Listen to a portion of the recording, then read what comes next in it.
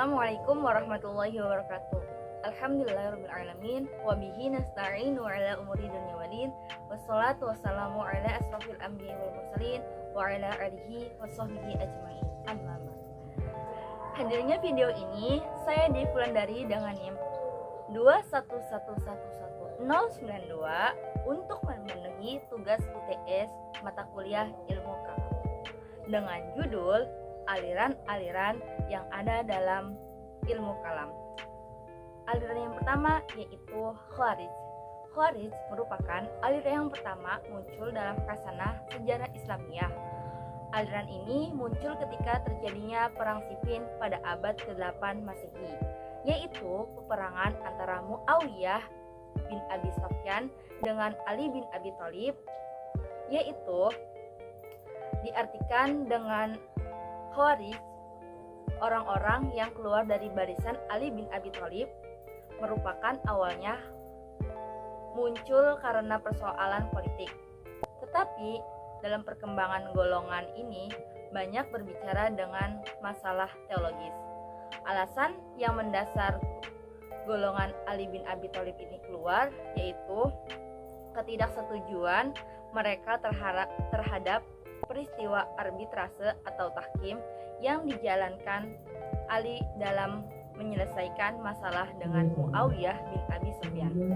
Tokoh-tokoh Khawarij diantaranya yaitu Nafi al-Azraq, Ziyad al-Asfar, Abi Bayhas al-Haisham bin Sabir, Najdah bin Atiyah, dan Abdullah bin Ibadah al-Murri.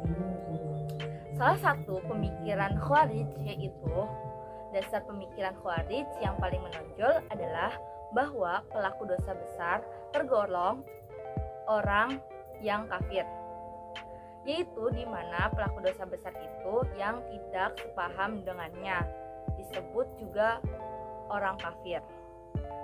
Aliran yang kedua yaitu aliran Murji'ah, di mana aliran Murji'ah itu muncul di Damaskus pada akhir abad pertama Hijriah. Aliran ini disebut Murji'ah karena dalam prinsipnya mereka menunda persoalan politik antara Ali bin Abi Thalib dengan Muawiyah bin Abi Sufyan dan kaum Khawarij pada hari perhitungan kelak. Oleh karena itu, mereka tidak ingin mengeluarkan pendapat tentang siapa yang benar dan siapa yang kafir. Mereka memilih bersikap irja, yakni menunda putusan tentang siapa yang bersalah dan siapa yang benar. Menurut mereka, biarlah Allah sendiri yang memutuskan siapa yang bersalah dalam perselisihan tersebut. Tokoh-tokoh Murji'ah diantaranya yaitu 1. Jaham bin Abi Sufyan, 2. Abu Hasan al-Salih, 3. Mudatil bin Sulaiman, 4. Yunus al-Samiri. Salah satu pemikiran ajaran Murji'ah yaitu orang mukmin yang melakukan dosa besar tetap masih mukmin dan tidak berubah menjadi kafir, karena mereka masih berkeyakinan bahwa Allah adalah Tuhan mereka dan Nabi Muhammad adalah Rasul-Nya, dan mereka mempunyai iman. Adapun masalah tempat ketika di akhirat, baik di neraka maupun di surga, itu urusan kembalinya kepada Allah Subhanahu wa Ta'ala. Oke, selanjutnya yaitu aliran yang ketiga, aliran Syiah, di mana Syiah memiliki arti sahabat atau pengikut. Aliran ini muncul berawal dari peperangan Siffin, yaitu orang-orang yang masih setia terhadap Khalifah Ali bin Abi Thalib. Sedangkan yang dimaksud dengan aliran Syiah adalah golongan atau aliran yang sangat mengagungkan keturunan Nabi Muhammad SAW. Menurut aliran ini, orang-orang yang paling berhak menduduki setelah Rasulullah wafat yaitu keturunan dari Nabi Muhammad SAW. Paham Syiah dianut oleh sekitar 20% dari umat Islam dewasa ini. Terus tersebar di negara-negara Iran, Irak, Afghanistan, Pakistan, India, Lebanon, Arab Saudi, Bahrain, Kuwait, dan bekas negara Uni Soviet serta beberapa negara Amerika dan Eropa. Tokoh-tokoh Syiah yaitu Ali bin Abi Thalib, Hasan bin Ali, Husain bin Ali bin Husain Zainal Abidin, Ja'far As-Siddiq, Musa Al-Karim, Ali Arida, Muhammad Al-Jawad, Ali Al-Hadi, Hasan Al-Askari, Muhammad Al-Mu'tazar. Dan kemudian ajaran Syiah salah satunya memiliki pemikiran di mana Syiah berkeyakinan bahwa Ali bin Abi Thalib yang paling tepat menjadi imam sesudah Nabi Muhammad SAW. Ali adalah guru yang ulung. Ali yang mewarisi segala pengetahuan yang ada pada Nabi Muhammad SAW. Bahkan Syiah menganggap Ali bin Abi Thalib itu seorang iman yang maksum. 4, yaitu aliran Jabariyah. Jabariyah berasal dari kata jabaro yang artinya memaksa. Aliran Jabariyah muncul bersamaan dua aliran ini, yaitu aliran Qadariyah dan Jabariyah, merupakan akibat tindakan kekejaman dan kesewenang-wenangan Muawiyah bin Abu Sufyan. Hanya kedua aliran ini mempunyai reaksi yang berbeda, yaitu aliran Qadariyah memberikan reaksi menentang dan menyerang, sedangkan aliran Jabariyah justru sebaliknya, reaksinya pasrah, menyerah, dan mengembalikan kepada Allah Subhanahu wa Ta'ala. Kondisi semacam ini yang dimanfaatkan oleh Muawiyah sebagai pembenar segala tindakan politiknya. Isu seperti ini, pembenar segala tindakannya juga yang diambil dan digunakan Muawiyah untuk membenarkan semua tindakannya, bahwa semua yang telah mereka lakukan itu juga karena kehendak Allah Subhanahu wa Ta'ala. Ada beberapa tokoh Jabariyah, yaitu 1. Wad bin Dirham, 2. Jaham bin Sahwam. Dan salah satu pemikiran ajaran Jabariyah yaitu menurut Jabariyah, manusia itu tidak memiliki kemampuan untuk mewujudkan perbuatannya dan tidak memiliki kemampuan untuk memilih. Semua gerak dan perbuatan manusia itu hakikatnya sudah ditentukan oleh Allah Subhanahu wa Ta'ala. Meskipun demikian, manusia tetap mendapatkan pahala dan siksa akibat perbuatan baik dan jahat mereka lakukan. Aliran yang kelima yaitu aliran Qadariyah. Hampir dengan sama Khawarij dan Murji'ah, aliran Qadariyah muncul di latar belakangi masalah politik, yakni pada masa Muawiyah dan Daulah Umayyah.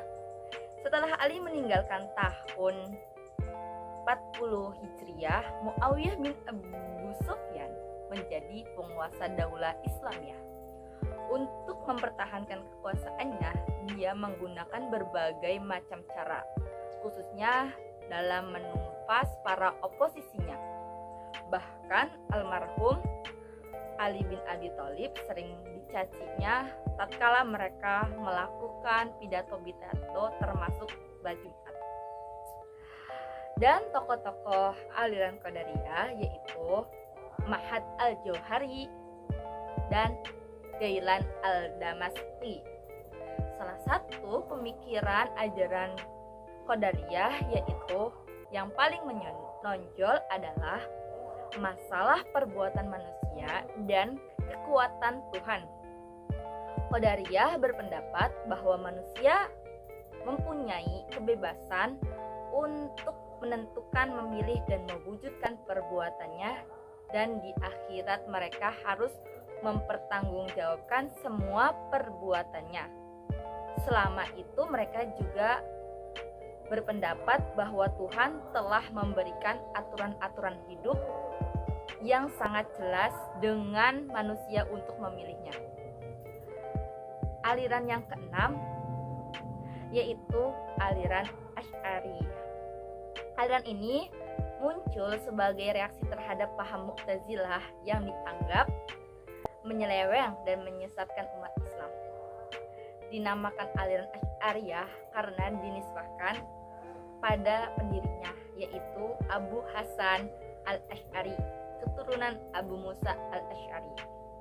Al-Asy'ari lahir pada tahun 324 Hijriah atau 935 Masehi. Pada waktu kecil ia berguru pada seorang pengikut Mu'tazilah yang terkenal, yaitu Al-Jubair. Aliran ini ia ikuti hingga hidupnya digunakan untuk mengarang buku-buku tentang Mu'tazilah. Tokoh Asy'ari yaitu Abdullah Hasan al-Asy'ari, Al-Baqilani, Al-Juwaini, Al-Ghazali, As-Sanusi. Salah satu pemikiran ajaran Asy'ariyah yaitu perbuatan manusia itu diciptakan Allah Subhanahu wa taala, dan melihat Allah di akhirat, Allah dapat dilihat di akhirat dengan mata karena Allah mempunyai wujud. Aliran ketujuh yaitu aliran Maturidiyah. Aliran Maturidiyah didirikan oleh Muhammad bin Muhammad Abu Mansur.